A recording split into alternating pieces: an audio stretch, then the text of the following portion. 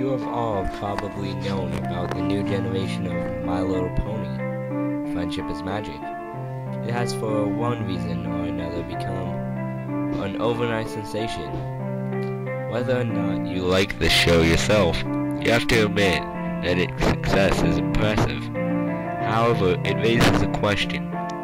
Lord Foss has worked on other popular shows and has been working on her own line of the toys, the Galaxy Girls. How did she wind up creating the remake of some 80s toy commercial instead of working on her own show ideas? Could be that she's just nostalgic about her childhood MLP toys or something. But even then, what artist, rather than not work on her own ideas? I read the news story a few years ago. It was about 6 girls who all went to the same school and died on the same day. November 7th, 2004. A friend of mine from NC7 sent me the article from a small local newspaper. Forgot it until I was watching a few episodes of MLP, and I realized that the main characters are surprisingly similar to the girls who died. I decided to look up the article again. People had either gone shut down or I had misremembered the name. So I tried tracking down my old World of Warcraft buddy and asked him for the article. Turned out he had to have the file saved on his computer. And I was right. There was a definite connection here. The first girl, named Samantha Gales, was obviously the inspiration for Fluttershy, a shy, introverted girl with her classmates. Didn't know that she was constantly abused at home by her mother and stepfather. Her mother convinced her at age 15, and she blamed poor Samantha for ruining her life. This made Samantha self-conscious when her stepfather moved in. This made the neglect worsen. Her stepfather never liked having to take care of Samantha when her mother was away, so he would lock her in the basement and leave her sometimes for a whole day. Her mother tolerated this, and as she grew, would hit Samantha for talking out of turn. When her half-sister was born, the abuse became considerably worse. She would be starved, forced to sleep outside, and sometimes beaten outright because she dressed in shabby clothes and had low self-esteem. She was often picked on by others, kids at school. Her only friends were animals she would rescue, which her family would make her get rid of. She committed suicide by overdosing on Valium. The second, named Judith Ryder, was always one of the popular girls. She was rich, smart, beautiful, and seemed to live the charmed life. However, her parents argued constantly and were really only together for appearances. She was held up to a high standard, which made her a professional. She was to be a designer, and her parents wanted her to remain in South Carolina, marry a proper man, one of good breeding and high income. For the most part, her parents ignored her. Her parents' only concern was appearing rich and of high social standing. But in reality, her mother married her father because of money. And since he had accumulated so much debt, they had been losing money fast. This is what got her interested in fashion entirely. Since she started making her own fashionable clothes to maintain the appearance of the world, she died in a car crash when her mother finally got another argument for money. Well, he was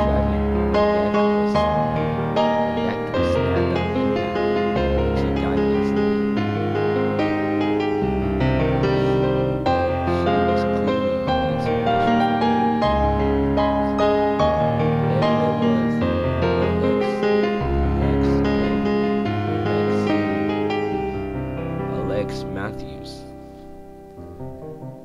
Alex was a competitive girl. She always shot to be the best, especially at sports, track in particular. Father always wanted a boy, since her mother was declared incapable of having another child. He decided to raise her as if she was his son. In the end, though, she loved her mother and father, and was more than happy to play sports with her father. She exiled at them. This made her popular, and by the time she was in high school, was being shot out by athletic scouts from college all over the country. This made her try even harder. She always wanted to compete in the Olympics. However, when she was 15, her mother, who had been told she could never have another child, had a son. After that, her parents didn't pay very much attention to her, which made her more determined to succeed. She ended up pushing herself so hard at track, she neglected her friends, her grades, and even her personal health. At one point, she became so desperate, she started taking steroids. Whether her and her family didn't know was that she had a minor heart condition that the steroids worsened, since she was pushing herself so hard physically as well. She ended up collapsing during a match due to heart complications. She died in the hospital a few days after in the show. Rainbow Dash seems to be the most similar. The girl most similar to Applejack, Jamie Sanders, was a farm girl, just like the character based off of her. What the show did include was that the farm was run down, and her family always struggling for money. She oftentimes worked odd jobs under the table to try and help to support her family. She had many brothers and sisters, and she was the second, which meant it was up to her and her brother to take care of the younglings. This meant she didn't have enough time to hang out with her friends, take any extracurricular activities, or even do her homework on most nights. She had an aunt who her family from Manhattan was based off of, who kept offering to send money to support her mother and father, but they were proud and always refused. That is until her father died from a heart attack in 2001. Her mother followed shortly after, having killed herself when she couldn't handle the pressure of taking care of all the children. They were taken into the senile grandma, who was incapable of truly taking care of them. Jamie herself oftentimes helped out with other families' yard work to keep her family afloat. She died when she fell into a wood chipper. Pinkie Pie's inspiration probably has the saddest story. Katherine Jackson was a foster child and moved from home to home. Her birth father killed her mother and himself in a fit of rage when she was 5. She could never quite settle into a good home. She, of the foster families who would take her in, were merely interested in the financial support of adopting a child would bring, and would refuse to feed her or clothe her. Even when she was in a nice home with a good family, the old memories still haunted her, breaking her fragile sanity into a million pieces. She would have nightmares of her mother screaming and bleeding, and her father screaming after her, claiming to be after her next. By the time she was in school, she completely snapped. She started to hallucinate and acting out in class. Many of the other kids and even teachers assumed she was merely hyperactive and was trying to be funny. She would often paint and draw and write about fascinating things and dressed in over-the-top clothing. All the while, her condition was getting worse and worse, the voices and images becoming more realistic and more demanding. She died when she jumped off a building, one of the voices having told her she can fly. What makes the last fact even more chilling is that Lauren originally developed Pinkie Pie to be a Pegasus, as seen in her early development sketches. The last Twilight Sparkle inspiration was an A student by the name of Samantha Little. She was held up to a high standard from a young age. Her older brother was always getting awards for academic and athletic achievements, and she was held up to the same high standard. She ended up neglecting other facets of her life in order to make sure she got the best grades. For a while, this worked. Her